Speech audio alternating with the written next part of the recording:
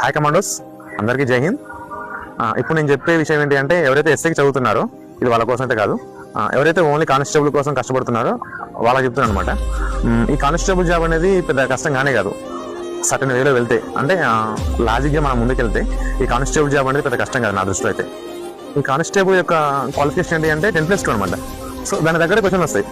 మనం ఏం చేస్తామంటే ఈ కాంపిటీషన్ చూసి ఈ జనాన్ని చూసి ఏం చేస్తామంటే పెద్ద పెద్ద పుస్తకాలు మొత్తం చదివేస్తాం మనం.